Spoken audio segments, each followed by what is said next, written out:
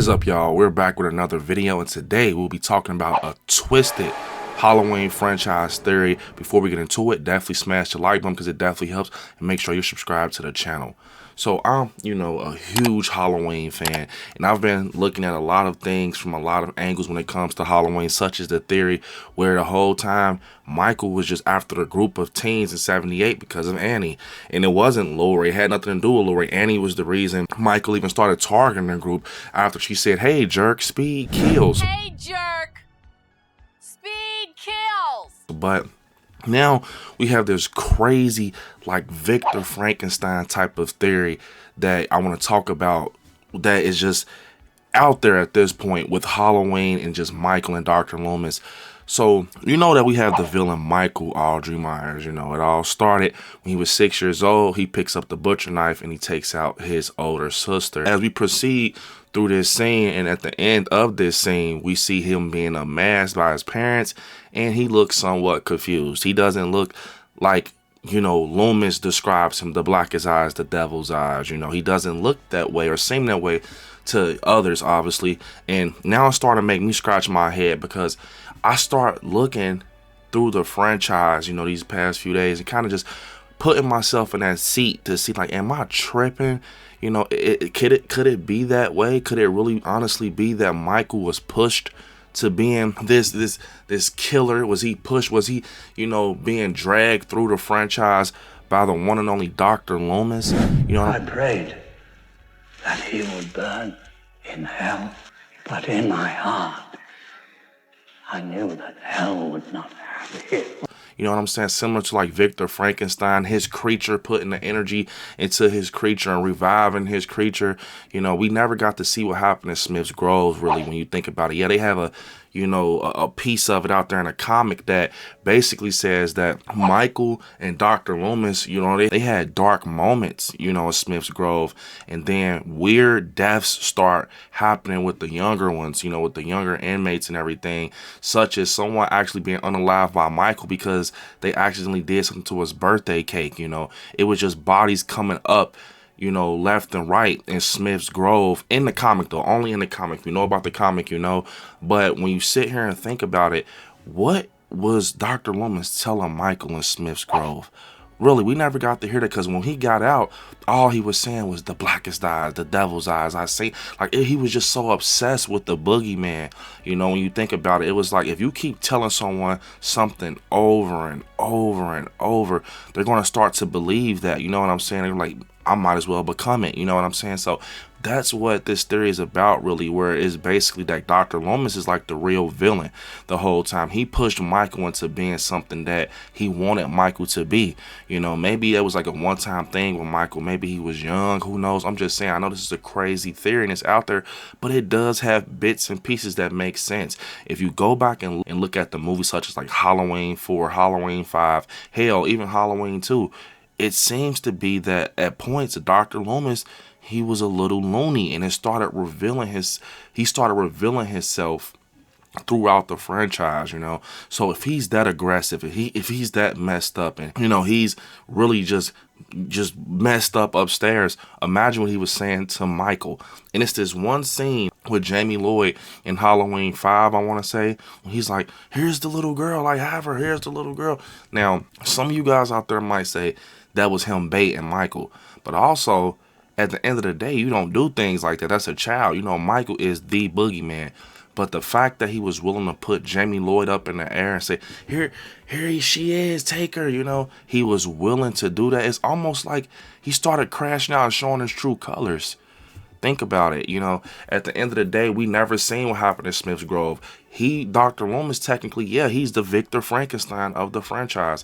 If you think about it, he's the only one who knew how to take out Michael. It goes all the way back to Halloween 2018 when they pushed play on that tape recorder, where it's basically him talking about taking away all vital organs, make sure, nothing works on Michael and things like that. His life is extinguished. My ear on his chest to hear for myself that his vitals no longer function, and immediately incinerate the body. Similar to some Victor Frankenstein type of formula. It's like when you sit here and think about it, Dr. Loomis could have possibly pushed Michael to the edge, guys. I know this sounds crazy. You might say Michael did it on his own, but say if Michael did do it on his own, I guarantee you Dr. Loomis could have played a bigger part in there. This is just a theory though, and when you sit here and think about it, Michael kind of slowed down at times when it came to Dr. Loomis until I want to say like Halloween 5 and 6, where, you know, he's trying to, you know, die, and he's hitting with the stick and everything. You know, Michael, he knew how to kind of just take out Michael. So it makes sense for him to be like this Victor Frankenstein that, you know, pushes Michael to the edge. Like, if he's telling everyone the same shit, he's purely and simply evil. I'm telling you, I saw him. It's like, imagine what he was saying to a 6-year-old boy in Smith's Grove over and over and over and over. It just doesn't, you know, sound too far-fetched to me. It actually sounds like it could be just a solid theory. It depends on how you look at everything. But to get into it a little bit, to talk about this comic book section that kind of just gives us an idea of what happened in Smith's Grove, connecting the bridges to when he came back to Haddonfield. I know it's just a comic, but we're having fun here. Basically saying that Loomis' therapy sessions with Michael started out slightly disturbing, images of violence and totally silent, inexpressive behavior, but nothing he couldn't handle. Then other young patients in Smith Grove started to die in weird accidents. All of them were somehow traceable to Michael. A kid who ruined his birthday cake turned upscale to death in the showers. A kid who beat him at musical chairs was found drowned in the bobbing for apples bucket at a Halloween party. None of the incidents were confirmed to be his doing, but Loomis started to take notice. When Loomis started to confront Michael about this, he turned up for work one day to find his fiance, who had been nursed, had tripped and fallen off the building in the night. Nobody could explain what she was doing up there at the point. At that point, Loomis realized exactly what he was dealing with and swore he would devote the rest of his life. So basically, when you sit here, now that's a part of the comic, but when you sit here and think about it, that is something that sounds like it could have happened even in the movie timeline. You know what I'm saying? Just because, why was, you know, Loomis so addicted to Michael? When you sit here and think about it, that night in 1978, and like I said, you ain't even got to make that canon because it's a comic book, but that's just a little piece of fun in this video. But it makes me, you know, just kind of think about that night of Halloween 1978 when Lori was upstairs with Tommy and Lindsay, and Tommy says, you can't kill the boogeyman. You can't kill the boogeyman. But before you see Loomis scaling Haddonfield, you just see him here and there through Haddonfield, just like Michael. He's looking here, he's looking there, and he finally finds him at that moment when he sees Lindsay and Tommy jump off that curb out the house, and he knows, and he runs, and then he catches Michael in this altercation with Laurie Strode. You know what I'm saying? It's almost like he let his beast out. He let his beast out. You know what I'm saying? The way he was determined, it almost seemed like he knew he fucked up. Like, I shouldn't have did it. I shouldn't have pushed him. You know what I'm saying? Almost like guilt. You know what I'm saying? It felt like guilt. It felt like I pushed him to the edge. Now I have to be the one to take him out. Or, like I said, this theory could just be, you know, us just talking and yapping. But it also can be something that makes sense, because it could just be Loomis knew how dangerous Michael was, so he wanted to get him out of Haddonfield. And it could just simply be that at times Loomis was just obsessed with him because he never seen nothing like it before. Either way, it could have happened. Think about it. If you keep telling somebody the same thing over and over, especially a young kid. Michael, go home. Go home. At 6 years old, you know, they're going to begin to believe that they're that. And I think at a point that could have been something that actually happened with Michael. That's why at times Loomis will say something to Michael. He won't stop doing what he's doing, but he'll kind of like hold off for a little minute. You know, even in Halloween 5, he's just standing there looking. And I think it's a reason why Michael's always like that with Loomis. You know, he's not straight to the point for real. It's kind of standoffish, because it's almost like Loomis is like his Victor Frankenstein. He's like, hold off. He can talk to Michael, but don't get me wrong, at points Michael did crash out on Loomis, like I said, in Halloween 5 out of anger and things like that. Back to 2018, Loomis is the reason Michael's not here anymore. He told them the blueprint, and what did Laurie Strode do on Halloween Ends? She took away all vital organs. She made sure a lot of his body wasn't working, and then they just took away the whole shell of the body to the point Michael is nothing. And that's what Dr. Loomis told them, because he knew. It's almost like the reason he knew is because he created him. Is because he created Michael, bro. Like, he knew how he operated. He knew, like, this is something so dangerous, you cannot even keep a piece of a finger for him. And sometimes this theory has me blown for real, because it's like, when you sit here and think about it, a lot of the things that Loomis did is really tricky to say if it's guilt, or it's him being paranoid, or is it him being, you know, scared and fear and stuff like that. And it's just really crazy when you think about it, because when you go back, it all depends on the watcher. But this theory can definitely be canon depending on you and how you feel about it. But it feels like, bro, Dr. Loomis could have pushed Michael to a point where Michael ended up crashing out and believing he was the boogeyman of Haddonfield. And it all started when he, you know, got Dr. Loomis over his shoulder talking to him. You heard what they said in this comic, basically saying that it was just silent and images of violence and everything. And remember, Dr. Loomis said, you know, basically seeing his eyes and everything.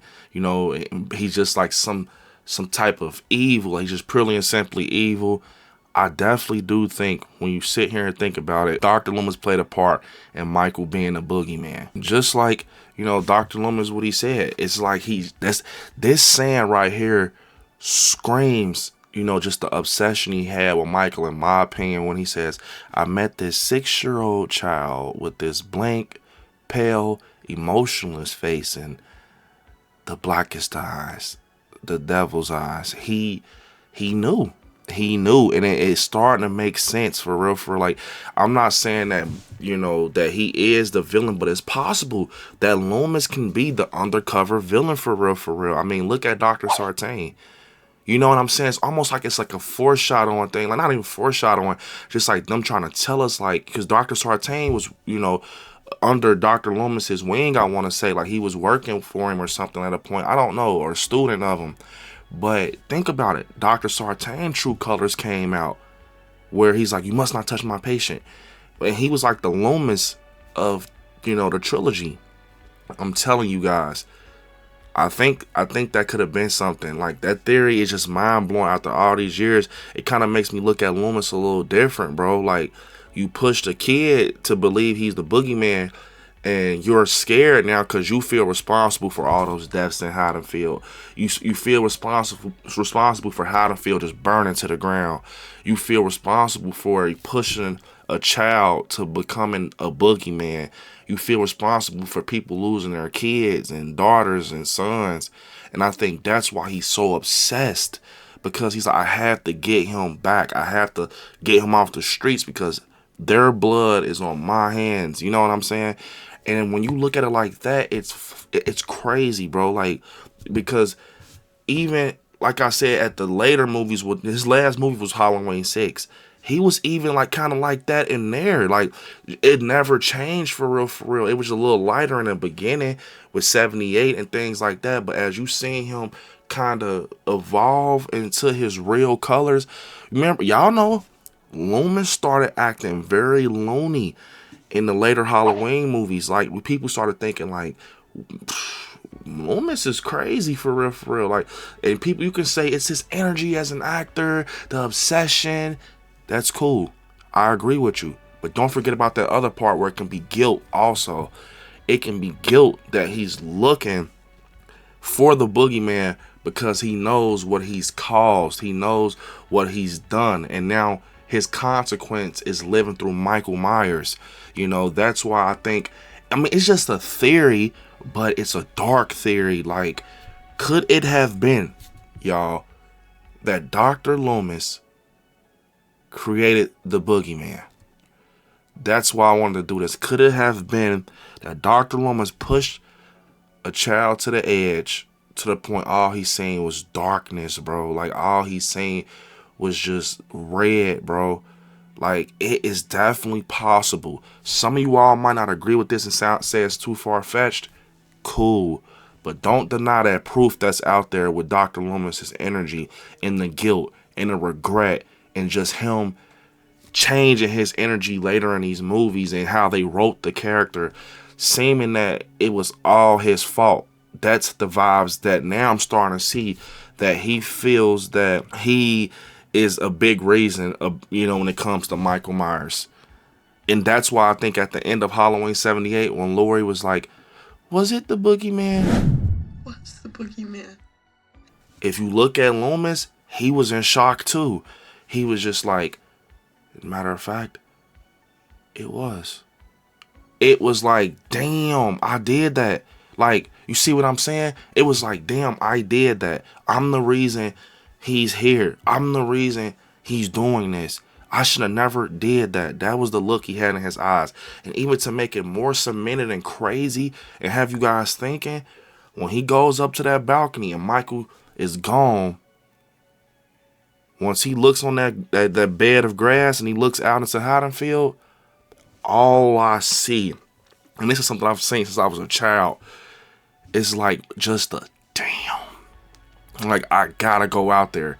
You know what I'm saying? He's out there on the loose like a wild dog on the loose. He's out there. And it's like that, it kind of just had guilt. When you look at Loomis, pay attention. It ain't no superhero energy for real now when you hear this theory. It's starting to look like guilt, regret. It's starting to look that way, bro. And even at Halloween 2, I mean, I shot him 6 times. He's just rushing out. He's trying to find him before it gets bad because he knows. He knows. And it can also be that he just knows because he's worked with Michael. But it can also be he knows because he just knows that he created him, just like Victor Frankenstein in Frankenstein. Definitely, guys, that's very dark. Think about it. Do you think that Dr. Loomis is the real villain when it comes to the Halloween franchise? Do you think he's the reason that Michael Myers got pushed to being the official Haddonfield Boogeyman? Comment down below, guys. Let me know if you want more of these Twisted Theory videos. I got some more up my sleeve. Definitely comment down below. Unfortunately, this is the end of the video. I want y'all to hit me up on my social medias at ILIKESCARY. I want you to watch some horror movies. Stay scary out there. Peace.